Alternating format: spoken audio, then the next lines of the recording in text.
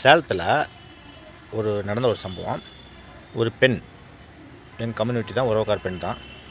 ஒரு 50 வருஷத்துக்கு முன்னாடி அதுக்கு 16 வயசில் கல்யாணம் பண்ணி வச்சுட்டாங்க. என்ன ஏது வெளி உலகமே தெரியாது. அப்போலாம் 50 வருஷம் முன்னெல்லாம் அப்படி தான். சின்ன வயசில் 14, 15, 16லே வயசுக்கு வந்தால் கல்யாணம் பண்ணி வச்சுருவாங்க. அது மாதிரி தான் இந்த பெண்ணுக்கும் கல்யாணம் பண்ணி வச்சாங்க. 50 வருஷம் ஆச்சு. ஒரு நாள் கூட அவருடைய அப்பா கிட்ட வந்து, எங்கள் வீட்டுக்காரர் இந்த மாதிரி டார்ச்சர் கொடுக்குறாரு, குடும்பப்படுத்துறாரு, பிரச்சனை பண்ணுறாரு, பணம் இல்லாமல் இது பண்ணுறாரு, எந்த ஒரு சின்ன கம்ப்ளைண்ட்டுமே சொன்னது கிடையாது. ஆனால் அவரை பற்றி மற்றவங்களாம் கம்ப்ளைண்ட் பண்ணுவாங்க. அவர் அப்படி சரியில்லை, இப்படி சரியில்லை, அப்படி அப்படின்ட்டு. யார் எது சொன்னாலும் சரி, அவங்க அப்பா கிட்ட வந்து அந்த பொண்ணு சொன்னதே இல்லை. அதாவது பிறந்த வீட்டுக்கு வீடு வேறு, புகுந்த வீடு வேறு. பிறந்த வீட்டில் இருக்கிற சௌரியம் புகுந்த வீட்டில் இருக்காது. அது ஒரு பொண்ணை கொடுக்குற மாதிரி தான், நம்ம அவங்க ஒப்படைக்கிற மாதிரி தான். சொல்லப்போனால் ஒரு பொருள் விற்கிற மாதிரி தான் கணக்கு. அவங்க தான் பொறுப்பை பார்த்துக்கணும், அவங்களுக்கு தான் அது உரிமை. அவர்களை சார்ந்து தான் வாழ வேண்டும் பெண். 50 வருஷம் கழித்து அவருடைய மன வாழ்க்கையில் வந்து கணவர் இறந்துட்டார். உடம்பு சரியில்லாமல் தான் இறந்தார். 50 வருஷம் வாழ்ந்துட்டு தான் இறந்தார். அவங்க அப்பாவும், அந்த பெண்ணோட அப்பாவும் இறந்துட்டார். அந்த பெண் வந்து என்னுடைய மருமகன் வந்து சொத்தில் பங்கு வேணும்ன்ட்டு கேஸ் போட்டார். இது ரொம்ப மன உளைச்சலாகிட்டு அவருடைய தம்பிக்கு ஃபோன் பண்ணிச்சு. அடுத்தது அப்பாவுக்கு அடுத்து தம்பிக்கிட்ட தான் நான் சொல்லணும்ன்ட்டு தம்பிக்கிட்ட சொன்னிச்சு.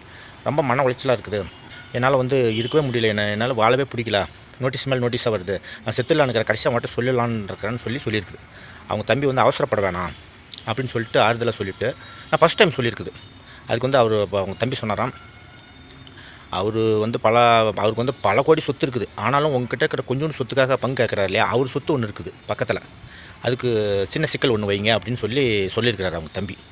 ஒரு நாள் யோசிச்சுட்டு அடுத்த நாள் என்ன சொல்லியிருக்குது, வேணாம், அவங்க சொத்து நமக்கு வேணாம், அவங்க அப்பா பேர் சொல்லி அப்பா மாதிரி குணம் எனக்கு, அப்பா அவங்க அப்பா அந்த பெண்ணுடைய அப்பா சொல்லுவாராம், அடுத்தவங்க சொத்துக்கு ஆசைப்பட வேணாம், அடுத்தவங்க சொத்து நமக்கு வேணாம்னு அடிக்கடி சொல்லிட்டே இருப்பாராம். நம்ம சொத்து போனாக்குள்ளே பரவாயில்ல அப்படின்னு சொல்லியிருக்குது. அதாவது எப்படிலாம் வாழ்ந்துருக்குறாங்க பாருங்கள். அதாவது அவங்க தம்பி சொன்னது கூட எதுக்குன்னா, ஒரு செக் வைக்கிறது, செக் வச்சா தானே, இல்லை சிக்கல் வச்சா தானே இவங்க சொத்தை கேட்க மாட்டாங்க, அவங்க சொத்து இல்லாதவனா கூட பரவாயில்ல, இவங்களத விட வந்து 50 மடங்கு சொத்து இருக்கக்கூடியவர். அதனால் வந்து அந்த பெண் வேறு யாரும் இல்லை, என் கூட பிறந்த சகோதரி தான். ஆனால் இப்போ இருக்கிற அவர் சொன்ன தம்பி யாருன்னா நான் தான்.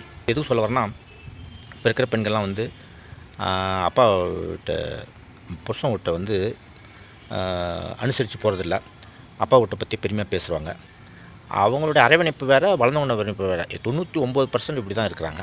ஆனால் ஒரு சில பெண்ணுங்க வந்து புகுந்த வீட்டிலோட சரி, அவங்க அப்பா அம்மா, அவங்க புருஷனுடைய அப்பா அம்மா அவங்களாம் பார்த்துக்கிட்டு இருக்கிறாங்க. மேக்ஸிமம் வந்து விவாகரத்து அதிகம் வரதுக்கு காரணம் அந்த செல்ஃபோனில், இந்த அதிகமான இந்த உலகத்தினுடைய வந்து அந்த செல்ஃபோனுடைய அந்த படம் பார்க்குறது, சீரியல் பார்க்குறது, மெயினாக சீரியல் பார்க்குறது, இதெல்லாமே வந்தாலும் வில்லத்தனமான சீரியல் தான். இதெல்லாம் பார்க்குறதுனால தான் நிறையா விவாகரத்து, குடும்பத்தில் கெமிஸ்ட்ரியில்ன்றவங்க பற்றி அரவணைப்பு இல்லை, ஆளுக்கு ஒரு பக்கம் இருக்கிறதுனால தான் இது மாதிரி வச்சுக்கலாம். அந்த பழங்காலத்தினுடைய வாழ்க்கையே வாழ்க்கை தான்.